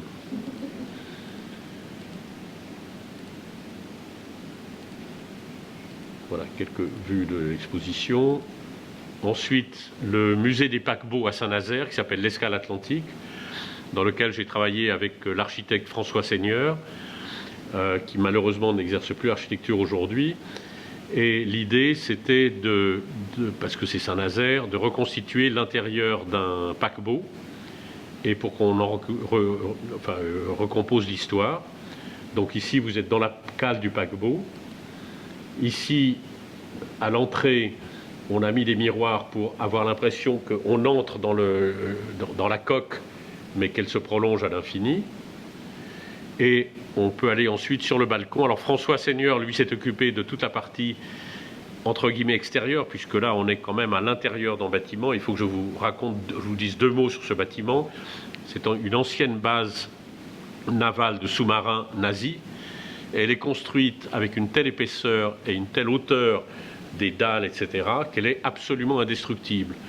Le plafond, pour résister aux bombes, c'est 9 mètres de béton plein, armé avec des rails de chemin de fer. Donc le maire de Saint-Nazaire s'est dit, c'est indestructible, c'est un très mauvais souvenir, essayons de positiver les choses. Et donc le bâtiment pour accueillir les sous-marins était divisé en différents espaces, chacun de 100 mètres de long, 15 mètres de large et 20 mètres de sous-plafond. Et là, donc, on a conçu ici, on se promène sur le pont du navire, à peu près à 6 ou 7 mètres au-dessus de la flotte, et il y a une projection de l'autre côté avec toute l'histoire des grands navires, le France, le Normandie, etc., qui passent à l'horizon. Ça, c'est le bureau d'accueil, ça, c'est la salle à manger du navire, la salle des machines, la salle du coiffeur. C'était très important quand on passait 5 jours sur l'Atlantique de pouvoir aller chez le coiffeur et d'écouter tous les ragots qui se passaient sur le navire. La salle de commande, quelques exemples de différentes cabines, de la 3e à la 2e classe et à la 1re classe. Ici, on va arrêter donc les projets du passé. Ça, c'est un projet de musée de la télévision qui, pour l'instant, est toujours dans nos cartons. Donc, on va passer maintenant au projet beaucoup plus récent. Donc, on va commencer par un projet qu'on a fait à Genève, à la demande, voilà, de l'Université de Genève, qui voulait essayer de vulgariser, et donc, il voulait que le public comprenne comment est constitué l'ADN, qu'est-ce que c'est l'ADN, qu'est-ce que c'est la génétique, etc. Et il fallait que ça soit un endroit très central à Genève. Donc pour ceux qui connaissent Genève, on a demandé au gouvernement genevois de pouvoir utiliser l'île Rousseau, qui est vraiment en plein centre, à côté du pont du Mont Blanc et du pont des Bergues, et pour que ça se voit. Et donc cette exposition, qui était petite, elle faisait à peu près 130 mètres carrés, elle a accueilli en 3 mois 150 000 personnes. Donc c'était quand même pas mal pour une surface de 130 mètres carrés. Donc on a fait construire ce dôme en Chine, parce qu'en Suisse, les prix étaient absolument affolants. Et à l'intérieur, on découvrait donc sous une coupole une projection à 360 degrés qui nous faisait voyager à l'intérieur de la cellule humaine. On a trouvé un chercheur en Australie qui fait des films scientifiques et qui donc nous a fait un film spécialement pour comprendre l'intérieur de la cellule. Ensuite, autour et à la base de l'écran, on avait un défilé qui a fait défiler l'ensemble de l'ADN humain dans le temps de l'exposition. Donc il y a une lecture de l'ADN humain. Si on l'avait fait, l'ADN humain, une lecture seconde par seconde, c'est-à-dire tam, tam, tam, comme ça prend 50 ans. Donc là, pendant la journée, on faisait défiler à une vitesse raisonnable, et pendant la nuit, on accélérait et on trichait un petit peu quand même. Au centre de la pièce, une espèce de sculpture qui permettait de manière interactive de comprendre comment l'ADN se reproduit et donc se sépare en 2 filaments. L'histoire de la découverte de l'ADN. On passe maintenant en Chine, où nous avons gagné un concours en 2009 pour la construction d'un des 5 pavillons de l'exposition universelle de Shanghai pour les Chinois. Et la thématique de notre pavillon, c'était la ville du futur. Et là, donc, on a travaillé dans un bâtiment absolument gigantesque, une ancienne usine électrique, avec des plafonds à 50 mètres, des salles qui faisaient 50 par 100 mètres. Donc c'était une échelle très très différente de ceux dont on a l'habitude. Très compliqué de travailler avec les Chinois. Et donc l'idée, c'était de raconter une histoire de la ville du futur. Où est-ce qu'on allait avec les villes? Alors les Chinois sont très symboliques, donc ils aiment les espèces de monuments un peu kitsch. Ici, on a conçu, en fait, avec des débris de tout ce qu'on peut trouver dans la rue, une sculpture qui représentait en projection la silhouette de Shanghai. Et ici, on est dans un espace, voilà, ça par exemple, c'est une tour qui fait 30 mètres de haut. Et donc, on a travaillé à une échelle totalement différente. On va revenir à des considérations beaucoup plus terre-à-terre, un petit musée du vin à Barolo en Italie. Donc, alors, ça aussi, c'était pas très politiquement correct, mais il y avait tous les dieux du monde, y compris les musulmans, qui boivent du vin, parce qu'on a découvert quand même dans les histoires qu'à certains moments de l'histoire, ils ont bu du vin. Et donc ça, c'était le bar des divinités. Et ensuite, l'idée, c'était de raconter une histoire un peu plus abstraite, pas vraiment la fabrication du vin, mais les rapports entre le vin et la culture. Le vin a besoin d'obscurité pour mûrir, il a besoin des mouvements de la lune, il a besoin du soleil, il a besoin bien entendu de la terre. Et là, c'est un effet qu'on fait assez souvent, c'est très difficile à montrer en photo, peut-être que vous le comprendrez. Vous mettez un écran de rétroprojection avec des miroirs légèrement inclinés comme ça. Et quand vous regardez, vous avez une sphère, l'illusion d'une sphère qui peut faire 15, 20, 30 mètres de diamètre. Et pour le public, c'est très spectaculaire. Donc ça devient, comment dire, une sphère de vigne. Ensuite, je ne sais pas si vous connaissez le livre La puissance de 10. C'est un livre où on part de très loin dans l'univers et en réduisant par puissance de 10, on se rapproche de la Terre, ensuite on se rapproche, on voit une main, ensuite on entre dans la structure jusqu'à la dimension de l'ADN. Donc on a fait ça ici pour montrer que finalement, quand on arrive à l'échelle de l'ADN, eh bien, on est à l'échelle... L'ADN, c'est la base, c'est la même pour les êtres humains et pour la vigne. Le travail des mains, très important, avec un piano qui jouait automatiquement.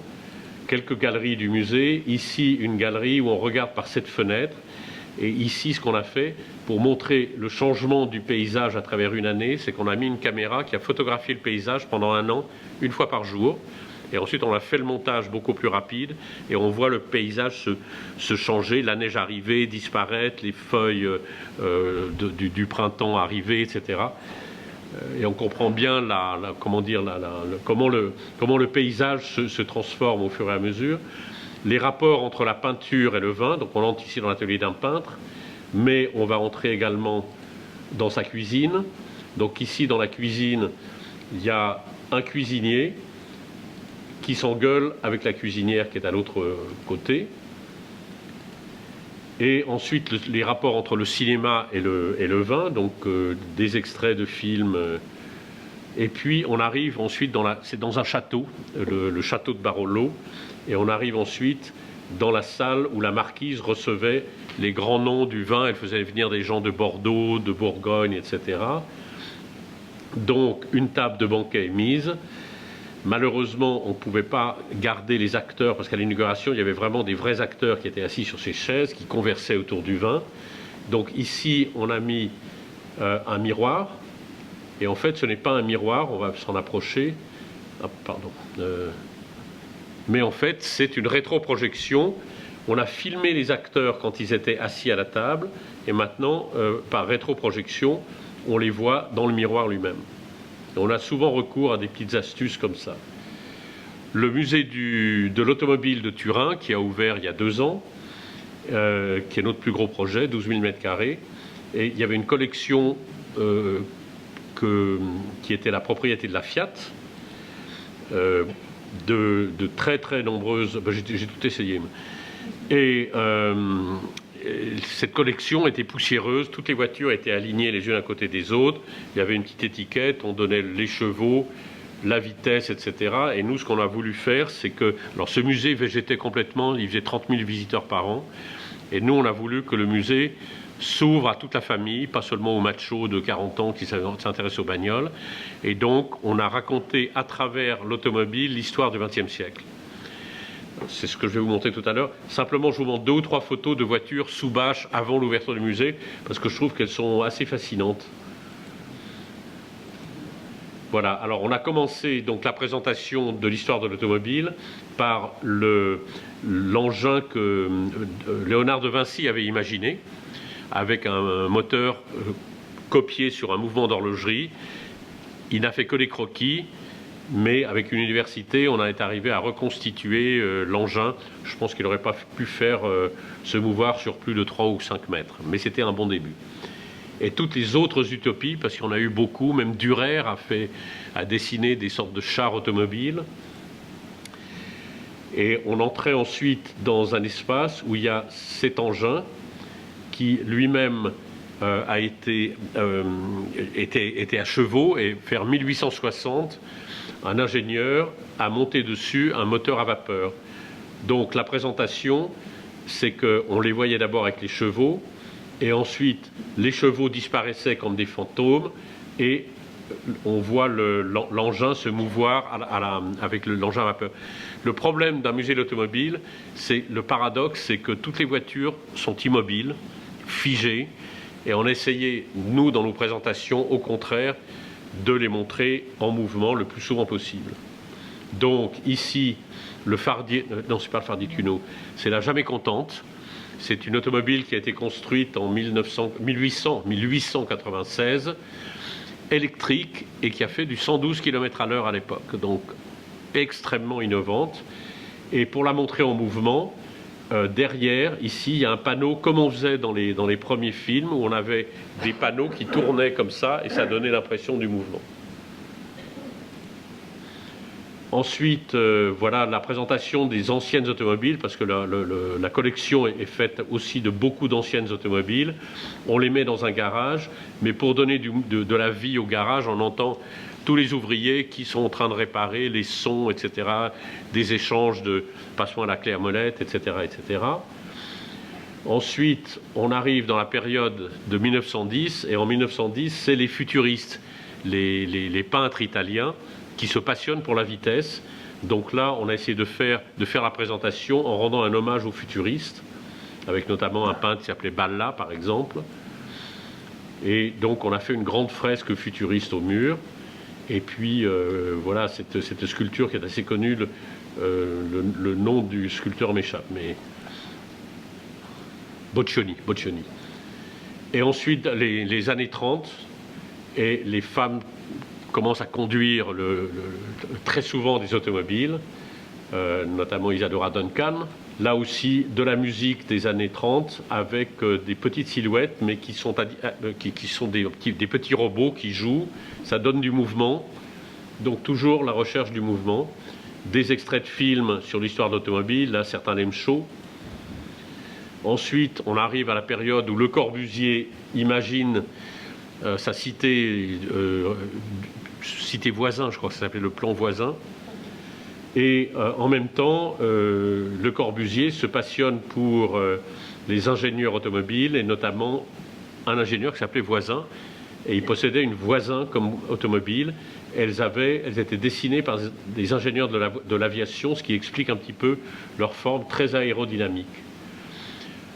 1936, d'un côté, la richesse absolue, l'opulence, des voitures absolument somptueuses, et de l'autre côté, une immense pauvreté, donc, et le fascisme qui arrive. La guerre, l'après-guerre, avec cette voiture qui est une des voitures Cisitalia, qui est exposée comme l'une des plus belles voitures au monde au Musée d'Art moderne de New York. Une autre voiture expérimentale italienne, Fiat Turbo. Le petit multiplat qui était le premier monospace, bien avant le monospace Renault. La Citroën qui révolutionne complètement le domaine de l'automobile. Et encore aujourd'hui, je la trouve d'avant-garde. Et puis ensuite, l'opposition entre ce qui se passe aux États-Unis avec des voitures absolument gigantesques et dans l'après-guerre de toutes petites voitures du côté européen. Donc ce qu'on a fait pour la présentation, c'est que ici, on incitait les gens à regarder dans ce petit œilleton. Donc on voit de ce côté-ci les petites voitures européennes, les pubs. Et ensuite, quand on se rapproche de l'œilleton, de l'autre côté, on voit les petites maquettes en perspective et on se retrouve aux États-Unis. Donc c'était l'opposition entre les deux, ici Hollywood. Ensuite, la période hippie avec la 2 chevaux, mais aussi les bus Volkswagen qui allaient en Afghanistan. La crise pétrolière. Et ici, donc, voilà une utilisation donc, du mouvement, c'est-à-dire que ça, c'est filmé en rétroprojection, et lui est grandeur nature. Donc, on se retrouve devant un personnage grandeur nature qui vous explique quelles a été les raisons de la crise pétrolière. Checkpoint Charlie, donc la Trabante, tout à fait symbolique de ce qui s'est passé à la chute du mur de Berlin, la cahute des douaniers, et à Berlin-Ouest, on aperçoit une Ferrari rouge rutilante. Et ensuite, on arrive dans l'automobile du futur, avec les prototypes solaires et électriques, etc. Et en opposition avec un certain manichéisme, des ruines, un cimetière automobile. Donc l'opposition entre le passé de l'automobile, le futur de l'automobile. Quand on continue le parcours dans le musée, on arrive à un plan de Turin qui est imprimé au sol pour raconter toute l'histoire des rapports entre Turin et l'automobile. Avec cette petite voiture, ce Fiat 500 rouge, qui est quand même le pot de yaourt, et dépasse de là le célèbre bâtiment que je vous ai montré tout à l'heure, la Mole Antonelliana. Un peu de mécanique, mais aussi pour parler de mécanique, l'étoile de Diego Rivera sur les usines Ford et General Motors, et qui ont été très longtemps couvertes parce qu'il avait mis un portrait de Marx dans une des fresques et il n'a jamais voulu l'enlever, donc la General Motors avait couvert les fresques. Ensuite, on visite la partie usine dans des petits chariots électriques pour découvrir l'évolution de la manière dont on fabrique les automobiles. Toujours autour du thème d'une Fiat 500, mais la nouvelle petite Fiat 500, y compris avec le crash test. Là, voilà, un espace dans lequel un passionné d'automobile a acheté un garage, il y vit, donc tout est basé sur la récupération automobile, son séjour, sa salle de bain, et même la nourriture qu'il a préparée. Donc voilà, on a fait faire par des pâtissiers des petits engins. Et puis on arrive au clou du musée, qui est en fait la présentation. Ils ont une énorme collection de Formule 1. Et de nouveau, on trouvait que ce n'était pas possible de montrer ces voitures totalement immobiles. Donc on les a mises sur une piste qui forme écran elle-même, plus un écran de 50 mètres de long ici. Et l'ensemble est couvert par une trentaine de vidéoprojecteurs extrêmement puissants. Et on met les voitures en marche, c'est-à-dire qu'on a l'impression... Et il y a un départ, et en fait, la projection sur la piste donne l'impression que la piste s'en va comme ça, et on a l'impression que les voitures sont en train de rouler. Et en fait, le très grand film continue. C'est une seule image de 50 mètres qui est produite par 15 projecteurs vidéo et qui fait défiler très rapidement des images. Et les voitures, à un moment donné, font la course avec des... Bon, ça, par exemple, c'est un clin d'œil à Ferrari, bien sûr, puisque le symbole de Ferrari, c'est un cheval. Et tout d'un coup, elles font la course avec un guépard qui arrive à les dépasser. Voilà. Donc, voilà. Alors, ici, je vais vous montrer deux photos un peu curieuses. Un très beau lavabo, de très beaux pissoirs. Et je vous demande où est-ce qu'on se trouve. Alors je vous montre encore une photo. Et une deuxième photo, on se trouve à la Banque de France. Et la Banque de France nous a demandé de transformer l'ancienne Banque de France, qui est dans le 17e arrondissement, en musée de l'économie et de la monnaie. C'est un projet malheureusement qui est bloqué en ce moment parce que toute la peinture que vous voyez, elle est au plomb et il y a également de l'amiante. Donc on a arrêté le projet il y a 1 an et demi et on va le reprendre dans 1 an quand tout aura été désamianté. Voilà les coffres. Et alors une salle des coffres extraordinaire sur 2 niveaux à laquelle on accède ici par un pont roulant. C'est-à-dire que lorsque la nuit on ferme les portes des coffres, le pont roulant se retire et entre le pont roulant et le mur de la salle des coffres, il y a de la flotte.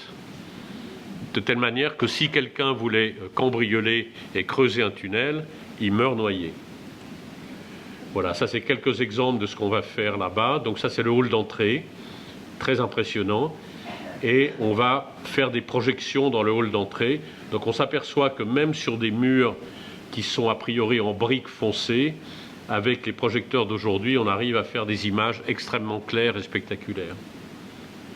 Ça, c'est le projet. Une autre partie qui est une salle sur le troc. Ici, une salle sur l'argent et le grand public. Le saint des saints où les banquiers prennent leurs décisions. et la salle des coffres. Voilà. Alors, juste une remarque sur l'article du Midi Libre. Ils ont dit que j'étais descendu à 300 mètres de hauteur, non, à 300 mètres de profondeur, pour voir 50 milliards d'euros de lingots, à côté du Palais Royal à Paris. Et en fait, je suis descendu à 50 mètres de profondeur, regardez, 300 milliards de lingots d'or. C'est une expérience qui est assez intéressante.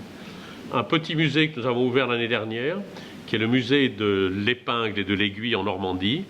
Donc l'idée du patron de cette usine, c'est de faire visiter l'usine en fonctionnement pendant la semaine. Et le fonctionnement est remplacé par des moniteurs pour le week-end, puisque les ouvriers ne sont pas là.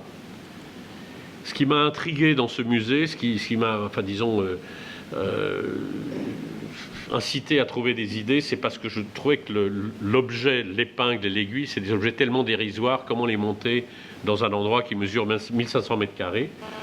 Donc on a essayé de changer le propos d'échelle, et notamment on a fait par exemple ici appel à une sculpteur qui s'appelle Fanny Ferré, qui fait des très belles choses, et qui montre différentes utilisations de l'aiguille, par exemple l'aiguille pour coudre des matelas, l'aiguille pour faire de la dentelle, et même ici, lui c'est le cuir et le taxidermiste.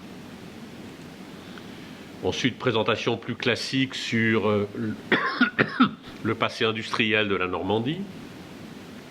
On monte une rampe, ici on a une très belle robe, et ensuite le paysage vu d'avion de l'endroit qui se trouve autour du village de l'Aigle, enfin de la ville de l'Aigle plutôt, et avec le repérage de toutes les usines de l'époque. Et puis ensuite on arrive dans une salle où on va parler de la famille Bohin, parce que c'est l'usine Bohin pour les couturières qui sont dans la salle. Vous devez certainement connaître, c'est un matériel d'extrêmement bonne qualité, et c'est les dernières usines, c'est la dernière usine qui fabrique des aiguilles en Europe. Bohin était un inventeur, donc on l'a fait reconstituer en sculpture par un sculpteur qui s'appelle Castillo, qui habite à côté d'Uzès, Serge Castillo, et lui a voyagé dans le monde entier. Il a inventé des ailes d'avion, des hélices d'avion à pales variables. Il a inventé également la machine à dérouler pour faire du contreplaqué. Enfin bon, un sacré bonhomme. Et puis là, on a pris par exemple des petites publicités, de nouveau ce problème d'échelle, qui sont des petites boîtes qui renfermaient les aiguilles et les épingles, et on a agrandi ces publicités de manière spectaculaire. Il fabriquait également des aiguilles pour phonographes. Et puis dans les boîtes qui vendaient les aiguilles aux États-Unis, il y avait également beaucoup le sujet des transports. Donc on a agrandi toutes ces silhouettes pour qu'elles soient vraiment visibles pour le grand public, avec toutes sortes de petites publicités. Un musée, alors ça c'est le travail vraiment immédiat, c'est un mémorial de l'esclavage qui se trouve à la Guadeloupe, et donc qui va être inauguré le 10 mai prochain par François Hollande et une cinquantaine de chefs d'État, et qui raconte l'histoire de l'esclavage. Donc on va raconter l'histoire des grandes traversées, l'histoire des échanges avec le troc entre les esclaves et les matières premières, le tabac, etc., etc. Le rôle de la religion pour essayer d'abolir l'esclavage, mais ils n'ont pas toujours essayé avec beaucoup d'acharnement. Les festivals et les grandes fêtes après l'abolitionnisme, le Ku Klux Klan aux États-Unis, et donc l'esclavage récent. Là, je vais passer très rapidement. C'est un projet qu'on a fait à Séoul, qui va également ouvrir cette année, sur un musée de cire à Séoul. Donc ça, c'est des croquis préliminaires, et c'est en construction, avec des figures de cire comme Marilyn, et Chaplin bien sûr. Et là on arrive au projet de Chaplin, qui est pour moi l'aboutissement vraiment de mon métier de scénographe.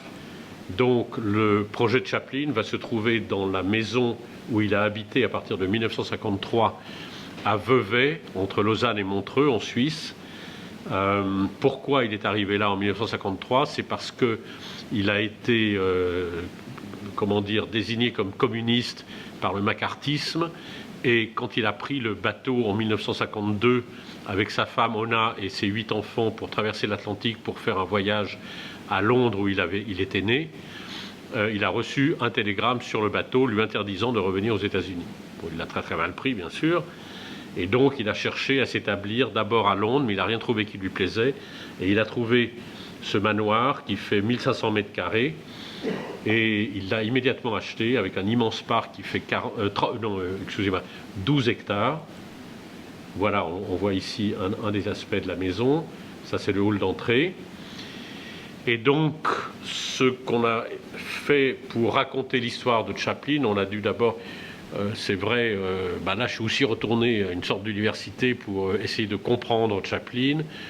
Toutes les personnes dans mon agence, y compris moi-même, qui ont travaillé sur le projet, ont eu l'obligation de regarder et de visionner et plusieurs fois les 84 films qu'il a produits. Il a produit une dizaine de longs métrages et beaucoup de courts métrages. Et il fallait aussi s'imprégner de l'homme lui-même, qui a été un humaniste, qui s'est battu pour beaucoup de causes, qui a été un grand voyageur, qui était un grand amoureux également. Donc tout ça, ça va être raconté dans le musée. Mais la maison dans laquelle il a vécu, le manoir, lui, on va parler de Chaplin en tant qu'homme, en tant qu'ami, en tant qu'humaniste, ses décisions politiques, la manière dont il travaillait, etc. Et on construit dans le parc, à 50 mètres du manoir, un musée complet, semi-enterré, parce que c'est un petit peu dommage d'abîmer ce lieu, et où on va raconter le réalisateur, l'acteur, le producteur et le compositeur de musique. Donc une balade très rapide. Le musée ouvrira le 12 avril 2016, qui était la date de son anniversaire. Alors, il faut vous raconter que c'est un projet sur lequel j'ai travaillé déjà sur un avant-projet sommaire en 2008. Il a eu beaucoup de peine à trouver du financement, et c'est finalement le groupe Grévin, qui a le musée Grévin à Paris, mais qui gère également le Futuroscope et le parc Astérix, et qui a décidé de financer le projet. Seul hic, il fallait mettre des figures de cire, ce qui m'ennuyait moi, parce que pour moi Chaplin c'est un personnage extrêmement en mouvement, c'est un danseur, il fait de la pantomime, et de figer le personnage dans des figures de cire, mais bon, c'était un passage obligé, donc on a essayé de le faire de la manière la plus discrète et la plus élégante possible. Ça, c'est le hall d'entrée, donc on voit ici le vrai hall d'entrée, et voilà, donc il va accueillir nos visiteurs. Ensuite, on va emmener nos visiteurs dans un lieu qui va montrer tous les liens entre Chaplin et la Suisse. Ici, on entre dans un autre secteur où on va montrer les rapports entre Chaplin et l'actualité. Pas seulement l'actualité autour de lui, parce que c'est vrai qu'il a eu des dizaines et des centaines de milliers d'articles sur lui, sur ce qu'il faisait. Quand il arrivait par exemple au Japon, il était accueilli par 40 000 personnes. À Londres, il était accueilli par 1 million de personnes. C'était absolument extraordinaire. Mais ce qui est plus intéressant que ça, c'est comment il s'est inspiré, lui, de l'actualité pour, par exemple, faire les temps modernes, l'exploitation des ouvriers, comment, bien sûr, le dictateur, mais aussi le Kid, qui est son enfance. Chaque fois, un film a été inspiré par des faits réels. Pour respecter un tout petit peu le lieu du manoir où il a vécu, on va présenter ce qu'on appelle 3 pièces patrimoniales, c'est-à-dire qui sont très proches, à part le lustre, du lieu où il a habité. Alors, il avait un goût extrêmement un peu bizarre, très classique, et donc c'est pas très très joli. Voilà, ça c'est son séjour, et ça l'a mangé. Et chaque fois, on va raconter des petites histoires autour de la musique, autour de son travail, autour des repas qu'il faisait avec les 8 enfants. Ensuite, on va monter à l'étage, et là, on n'est plus du tout patrimonial, et on va raconter notamment le grand voyage. Alors, le premier voyage qu'il a fait, c'est 1911. Il est dans le music hall, et il traverse l'Atlantique avec la troupe Carnot pour aller jouer aux États-Unis. Et c'est là qu'il prend le virus du cinéma. Mais par contre, en 1930, il est un peu à court d'imagination, il n'arrive pas à trouver le bon scénario du film, et il décide de partir dans le monde entier, y compris jusqu'au Japon, où il rencontre d'ailleurs sur un bateau Cocteau, qu'il essaye d'éviter parce que Cocteau veut toujours lui parler, et lui ça l'emmerde. Alors ensuite, une petite astuce de scénographie, mais il a rencontré Einstein. Rencontre très fructueuse, les deux hommes se plaisent beaucoup, ils échangent beaucoup de choses. Donc ici, il y avait une petite salle de bain à aménager. On a demandé à Grévin de faire deux statues d'Einstein. Donc là, vous avez une première statue d'Einstein. Il se regarde en tirant la langue dans le miroir. Une deuxième statue d'Einstein. Et en fait, là, ce n'est pas le miroir de la salle de bain, c'est une vitre. Et on reproduit l'intégralité de la salle de bain de l'autre côté. Le résultat, c'est que quand vous arrivez, vous avez l'impression de voir un miroir, mais vous ne voyez pas votre propre reflet. Et ça crée un malaise. Ensuite, une pièce dans laquelle on va montrer, alors pas l'intégralité de ses amis et de ses connaissances, parce qu'il en avait de nouveau là peut-être un millier, mais les personnes les plus importantes dans sa vie. Donc l'idée, c'est de montrer ces portraits ici, et si vous voulez en savoir plus, vous avez un écran interactif, vous appelez ce portrait-là ici, et ça vous donne beaucoup plus d'informations. Ensuite, donc à l'étage, on arrive dans sa propre salle de bain, qui était absolument immonde, dans des couleurs rose bonbon. Donc on a décidé de ne pas la garder, et par contre de faire référence à une salle de bain qui apparaît dans le film Un roi à New York. Et voilà, il fait le pitre, et là, il n'est plus Charlot, il est Chaplin acteur, mais vers 60 ans.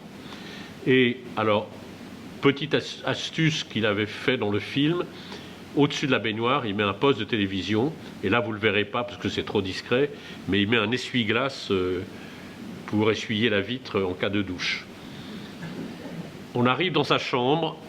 Là, on a eu beaucoup de peine. On ne savait pas s'il fallait montrer sa chambre comme un lieu où il était mort ou montrer sa chambre. Donc on est encore, ça c'est pas du tout l'image définitive, en train de travailler là-dessus. Il faut savoir également qu'il a à la fin de sa vie, travaillé sur un scénario pour un film qui s'appelait Freak, avec, vous voyez les ailes ici, et ces ailes, c'était pour sa fille Victoria qui devait jouer dans ce film. Et puis il est mort trop rapidement pour que le film se fasse. Ensuite, la chambre de sa femme, Ona. C'était un lieu extrêmement chaleureux. Et la porte entre leurs deux chambres était tout le temps ouverte, heureusement, parce qu'ils ont quand même fait 8 enfants. Et là, on va projeter des films, parce que Ona était constamment avec une caméra à la main, 16 mm, et elle filmait la vie de famille. On a des choses très très drôles à découvrir. Là, on sort du manoir, on va vers la partie musée, et là, il y a d'abord une salle de cinéma qui, en 10 minutes, va essayer de raconter à nos visiteurs un résumé de la vie de Chaplin, en faisant un rapport très rapide entre sa vie en tant qu'homme, sa vie en tant qu'acteur, réalisateur, etc. Alors, à la fin de la projection ici, apparaît l'image d'une rue en décor. Le rideau s'ouvre et on aperçoit la rue en 3 dimensions. Donc on va reconstruire cette rue qui s'appelle Easy Street, du nom d'un de ses films dans lequel cette rue est apparue. Mais cette rue, il l'a utilisée en décor dans 22 films différents. Quand vous allez regarder dans les fenêtres à droite, dans les petites allées, les fenêtres à gauche, on va voir toutes sortes de décors qui prolongent et dans lesquels il y aura des projections de films. Alors, et notamment la chambre du Kid. Ici, on arrive dans un lieu qui va évoquer à travers le cirque tous les grands burlesques de l'époque autour de 1915, 1920, 1925. Ensuite, on va descendre ce grand escalier dans un énorme studio en cours de projection, avec ici une reproduction de la baraque de la rue Everlord, et qui va, comme dans le film, se balancer.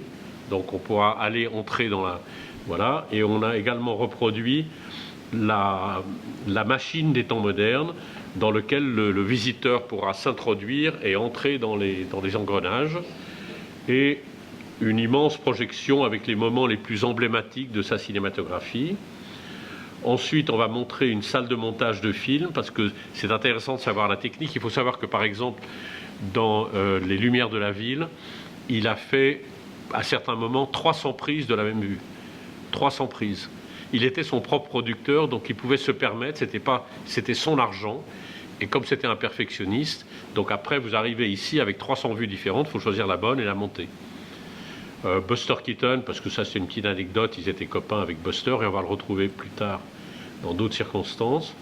Ensuite on arrive dans ce qu'on a appelé Hollywood Boulevard, qui est entouré également d'un certain nombre de lieux dans lesquels on va entrer. Ici le thème de la bouffe dans le restaurant qui est très important pour Chaplin. De l'autre côté le thème des costumes, on a toujours l'impression qu'il est habillé en ce qu'on appelle le tramp, de manière très pauvre. En fait, il est habillé en soldat, il est habillé en pompier, il est habillé en prisonnier, il est habillé en femme, il est habillé en arbre. Donc on va retrouver toutes ces formes où il est habillé différemment, avec différents costumes qui seront exposés. Et à proximité de chaque costume, on aura la scène de peut-être 10, 20, 30 secondes qui correspond à l'habillement. Et un tout petit peu plus loin, une quincaillerie. Pourquoi une quincaillerie ? Parce qu'il a fait énormément de détournements d'objets. Donc même chose. Par exemple, je ne sais pas si vous vous souvenez du magasin de prêt, enfin comment on appelle ça, chez ma tante, où quelqu'un vient apporter un réveil et lui prend le réveil et le démonte petit à petit comme si c'était une boîte de conserve. Donc c'est une scène très très drôle. Et donc, lorsqu'on va montrer le réveil matin, on va montrer la scène où il est dans la boutique. Voilà. Et on prolonge le décor par toutes ces scènes où il part au loin, parfois avec une femme, parfois seul. Voilà le restaurant, la scène du restaurant. C'est la reproduction exacte du film Les Migrants. Et la dernière scène où il est sur scène, et ça c'est Les Feux de la Rampe. En fait, il meurt sur scène, il tombe dans un tambour, et voilà. Et donc on finit sur une vue un petit peu dramatique, mais en même temps très drôle, et le public sera applaudi par toutes les personnes qui sont en train d'applaudir Chaplin. Donc voilà la fin de la présentation. Je vous remercie beaucoup. On voit toute la richesse documentaire et puis ce foisonnement d'idées. J'avais envie de vous demander comment est-ce que vous travaillez en équipe là quand vous avez un projet. Alors, écoutez, d'abord, j'ai eu parfois des toutes petites équipes, parfois des grandes, ça dépend du nombre de projets qu'on a. À Luçon, on a eu jusqu'à 35 personnes. Et puis maintenant, on est à peu près une dizaine. Mais avec les nouveaux moyens de travailler, on a actuellement une personne qui est en Australie et une personne qui est en Thaïlande et qui travaille avec nous et on se parle chaque soir. L'Australie, c'est un peu pénible parce que c'est 12 heures de différence. Mais voilà. Et donc, on fait ce que j'appellerais des parties ping-pong, c'est-à-dire on lance des idées, d'autres personnes qui travaillent avec moi ont des idées, on échange, on regarde, voilà, et puis que les meilleures idées gagnent. D'accord. Quelqu'un souhaite poser une question ou faire un commentaire ? Et c'est une impression miroir que j'ai envie de te faire, c'est que avoir cette synthèse de tout un parcours, ce qui est unique dans ce que tu as produit, c'est que tu permets à chacun, au Quidam, à chacun d'entre nous, de rentrer dans la fiction. C'est-à-dire que la fiction est réservée aux gens de théâtre, aux acteurs qui doivent incarner une histoire, lui donner vie. Et toi, tu fais descendre cette fiction dans la ville, tu lui donnes une substance, une réalité, une matière, et le public qui va rentrer dans les expositions, les musées, les scénographies que tu as organisées, devient lui-même un acteur. Et je crois que ce métier que tu portes, que tu incarnes et que tu aimes à raconter, c'est ce maillon qu'il y a entre la fiction et la réalité. Et tu permets à à toute personne de rentrer dans l'imaginaire. En fait, voilà, tu ouvres des portes sur l'imaginaire, mais un imaginaire qui n'est pas que cérébral, que tu rends physique, que tu rends charnel. Il y a les odeurs, il y a le son, il y a la suggestion. Enfin voilà, c'est totalement incarné, c'est totalement corporel, c'est chorégraphique, et tu vas chercher les gens, tu les attrapes dans tes boîtes magiques, et ça permet de vivre des instants exceptionnels à l'extérieur du monde, et tout en rentrant dans toutes les possibilités, les possibles du monde. Alors, je veux juste ajouter quelque chose par rapport à ce que tu dis, c'est que le projet de Cité Ciné, qui a été peut-être notre base de départ la plus forte, c'est un projet qu'on a fait avec Jean-Pierre Duval, qui était mon associé autrefois, qui s'est fait à Luçon, donc de manière totalement anti-urbaine, mais c'était un projet sur la ville. Et 3 mois avant l'ouverture à la Grande Halle de la Villette, on a fait une conférence de presse, mais près de l'Étoile. Et puis là, on essaie d'expliquer que ce qu'on était en train de faire, c'était de construire des décors grandeur nature, justement pour essayer que le public s'intègre, devienne acteur, etc. Et il y a un journaliste qui dit « Mais les maquettes que vous nous montrerez, elles seront à quelle échelle ?» Et on avait compris qu'ils n'avaient rien compris. Et donc, on a commandé un autocar à la sortie et on les a emmenés sur le chantier. Et là, ils étaient comme ça parce qu'ils n'avaient pas compris que voilà, c'était des vrais décors. Voilà. Tu sais que dans la tête de John Malkovich, voilà, quand on va dans tes musées, on est dans la tête de François Confinot. C'est gentil, merci. Je vous avoue que je vais être court parce que j'ai trop de questions à vous poser. Alors on se verra peut-être après. Mais on parlait d'équipe. Moi, je voudrais savoir quelle est la part de collaboration que vous avez avec le milieu des plasticiens. J'ai vu Fanny Ferré, pour la petite histoire, je suis originaire de Normandie, et j'ai fait venir Fanny Ferré à Val-de-Reuil alors qu'elle n'était pas connue. Je connais son cheminement, je voudrais savoir quel lien vous avez avec les plasticiens, c'est la première version. Et la deuxième, on est sur des projets qui nécessitent des besoins, sur lesquels il y a, j'imagine, des moyens financiers très importants. Or, sur ce sujet-là, de donner vie à des espaces qui sont en perte de sens, mais qui pourraient en avoir d'autres. Il y a énormément de projets de cet ordre. Moi, je suis en quête d'un travail en septembre sur un lieu qui demande à revivre. Et ma question, c'est justement, quand on n'a pas ces moyens, mais lorsque l'on veut faire travailler ensemble plasticiens, architectes et hommes de l'art avec les technologies nouvelles, comment peut-on s'y prendre? Autre question donc, quel est le projet que vous auriez aimé faire et que vous n'avez pas pu faire? Et puis surtout, comment donner force à ces gens qui veulent donner vie à des lieux qui méritent de renaître? Oui, il y a beaucoup de choses à répondre. D'abord, le rapport avec les plasticiens. Moi, j'ai toujours aimé travailler avec des gens, parfois que je ne connais pas, qui peuvent m'apporter quelque chose de différent et totalement différent de la manière dont moi je vois, par exemple, le projet qu'on va faire. On a fait, par exemple, Cité Ciné à la Défense en 1995. Et là,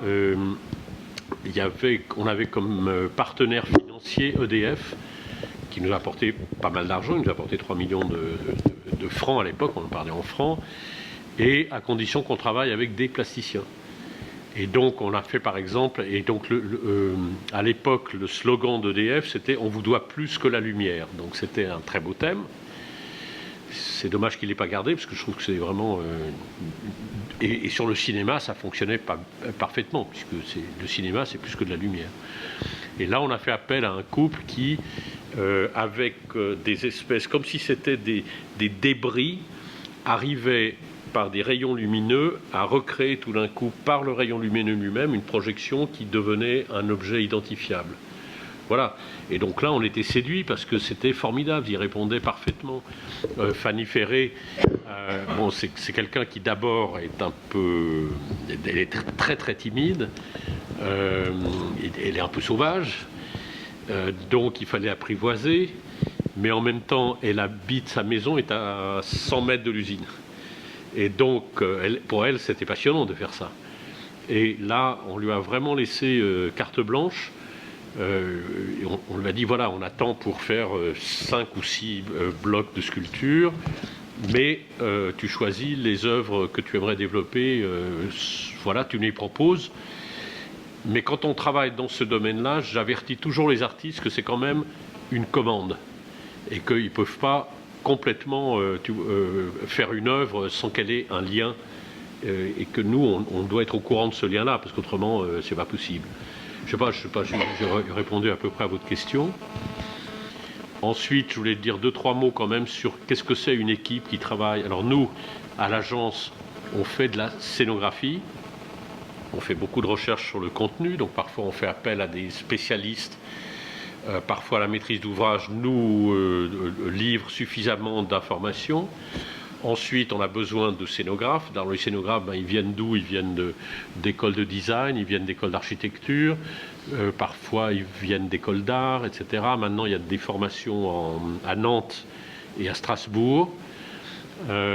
Donc c'est un métier qui existe vraiment. À l'époque, on a fait Cité Ciné, scénographe, on ne savait pas très bien ce que c'était. Mais on a besoin également de très bons techniciens. Donc nous, on travaille en permanence avec quelqu'un qui est un très grand spécialiste de la projection vidéo et des systèmes techniques et de l'éclairage. C'est un insomniaque. Donc chaque matin, je reçois tout ce qu'il a trouvé comme nouvelle innovation technique dans le monde entier. Voilà. Après, on a besoin de graphisme. Nous, on ne fait pas du tout le graphisme à l'agence. Donc, voilà, c'est des personnes avec des formations différentes, mais il faut que tout le monde comprenne et s'imprègne vraiment du projet. Parce que même la technique elle-même, par exemple, pour Chaplin, elle ne va pas être la même, parce qu'aujourd'hui, on est toujours en 16/9 dans les postes de télévision et les projections, et il faudrait qu'on ait du 4/3. Donc on est obligé de discuter avec le technicien, soit qu'il nous masque une partie de la projection, soit qu'on trouve une astuce pour qu'on couvre une partie d'un écran pour qu'il redevienne 4/3, etc., etc. Tout ça, c'est... Voilà, Et puis si on parle pognon, alors moi j'ai une chance inouïe. Enfin, d'abord, le premier projet qu'on a fait à Beaubourg, je me souviens que c'était 600 000 francs au total le projet sur 800 mètres carrés. Aujourd'hui, c'est des clopinettes. Mais à l'époque, on a d'ailleurs dépassé le budget d'un tiers. Et on est arrivé à 900 000. Mais ce n'est pas un énorme budget. On habitait New York, donc s'il fallait faire tous les voyages, etc., c'était assez compliqué. Donc c'était un projet où on a vraiment dû serrer.